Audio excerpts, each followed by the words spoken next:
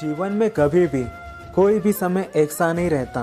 कभी कभी एक समय ऐसा भी आता है जब हम बिल्कुल अकेले हो जाते हैं और उस समय कोई भी हमारी सहायता नहीं करता है। ऐसे समय में बुद्धि और विवेक भी कार्य करना छोड़ देते हैं।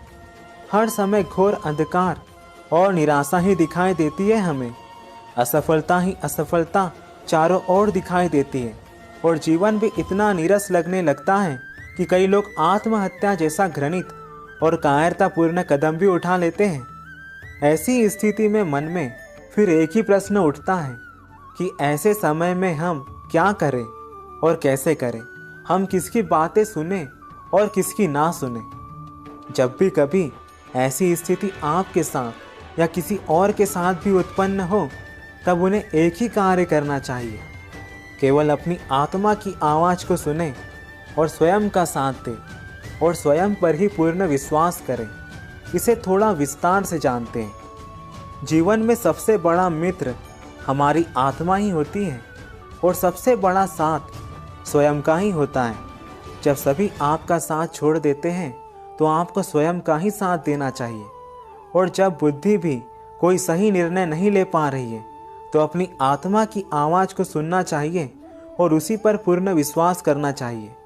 यदि आप ऐसा नहीं करते हैं तो ये भी सोचें कि ये संसार भी तो वही कर रहा है जो आप स्वयं के साथ कर रहे हो। तब आप में और इस संसार में क्या फ़र्क रहा।